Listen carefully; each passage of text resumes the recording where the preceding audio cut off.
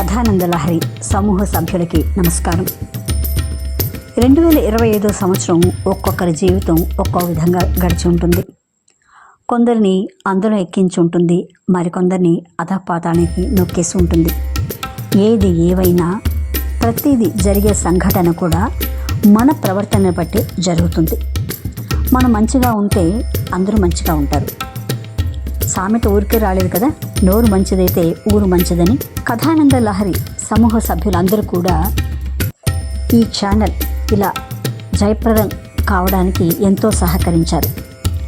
శ్రేయోభిలాషులకైనా సరే, ఈ కథానంద లహరి సమూహ సభ్యులైనా సరే, మీ అందరికీ కూడా ధన్యవాదాలు తెలియజేస్తున్నాం. అలాగే 2026వ సంవత్సరం అంటే ఆంగ్ల నూతన సంవత్సరం శుభాకాంక్షలు కూడా తెలియజేస్తున్నాం. ఇక మీదట కూడా మీ ఆదరాభిమానాలు ఇలాగే కొనసాగాలని మేము ఆశిస్తున్నాం. ఈ 2026వ సంవత్సరం మీ అందరి జీవితంలో వెలుగులు నింపాలని, మీ కలలన్నీ ఫలించి మీకు ప్రతి పనిలో జయం చేకూరాలని మనస్ఫూర్తిగా కోరుకుంటూ మరోసారి మీ అందరికీ కూడా 2026వ సంవత్సరం శుభాకాంక్షలు తెలియజేస్తూ నో అడ్మిషన్ కథానిక విందాం. రచన చిర్రావూరు మదన్ మోహన్. ఇది కథా కథానంద లహరి, ఇది కమ్మని కథల లాహిరి, కమ్మని కథల లాహిరి, ఇది కమ్మని కథల లోహిరి. కథానంద లహరి శ్రోతలకు నమస్కారం.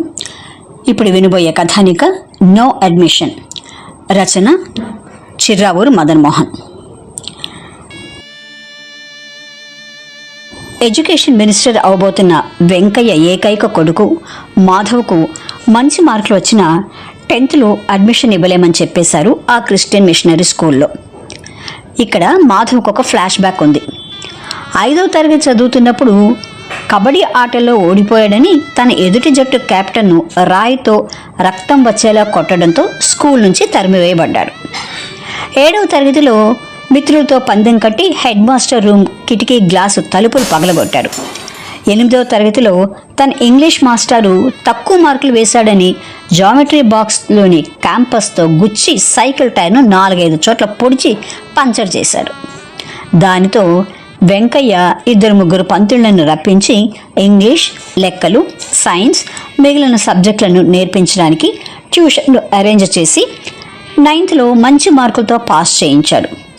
మంచి స్కూల్ కదా అని ఈ క్రిస్టియన్ కాన్వెంట్లో చేర్పిద్దాం అనుకుంటే తీరా ఇలా అన్నారు. అసలు ఏం జరిగిందంటే, మాధవ్ 9th పాస్ అవగానే అదేదో IAS పాస్ అయినట్టు పెద్ద పార్టీ పెట్టాడు ఇంట్లో వెంకయ్య. ఆ పార్టీకి వచ్చిన ఎందరితోనో పాటు ఆ స్కూల్ ప్యూన్ రోసయ్య కూడా ఉన్నాడు. రోసయ్య వెంకయ్య భార్య వైపు దూరపు చుట్టం. మాధవ్కు వాళ్ళ స్కూల్లో 10th చేర్పిస్తానని గర్వంగా మాట ఇచ్చాడు. మర్నాడు స్కూల్ అడ్మిషన్తో బిజీగా ఉన్న హెచ్ఎంను చూసి రోసయ్య కొడుకు మాధవ్కు 10వ క్లాస్లో అడ్మిషన్ కావాలని రికమెండ్ చేశాడు.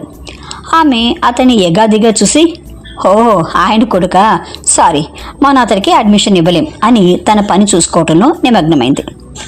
మధ్యాహ్నం లంచ్ దాకా ఉండి డిఈఓతో మీటింగ్కి వెళ్తున్న హెచ్ఎంను అడ్డగించి తనకు పార్టీ వెనుకున్న ధైర్యంతో మాధవ్కు అడ్మిషన్ ఇమ్మని నిలదీశాడు.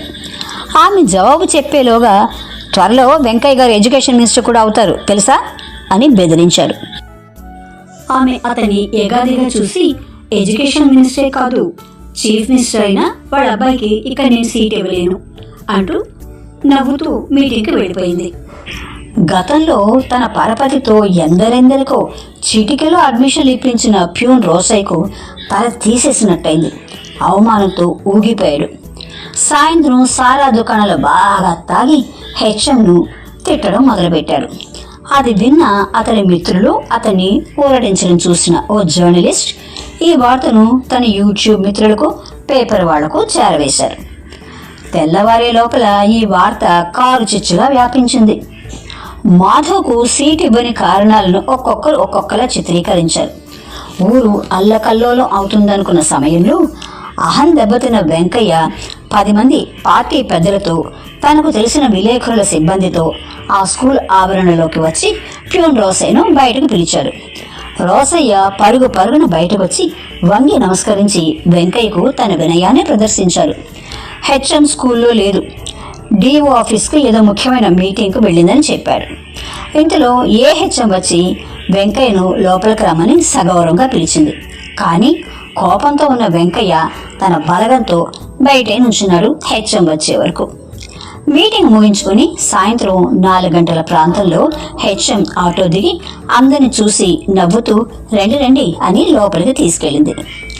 వెంకయ్య తన కొడుకు మాధవ్ సీటు గురించి నిలదీసి అడిగే లోపల ఆమె మీ అబ్బాయిని మా స్కూల్లో చేర్చాలనుకున్నారని ప్యూన్ రోసయ్య చెప్పాడు.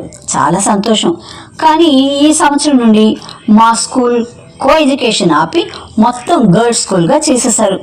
పక్కనే కొత్తగా పెట్టబోయే మా బ్రాంచ్ బాయ్స్ స్కూల్లో తప్పక చేర్చుకోమని చెప్తాను అంటుంటే అందరూ నోరెళ్ళబెట్టారు. నో అడ్మిషన్ కథానిక విన్నారు. రచన చిర్రావూర్ మదన్ మోహన్.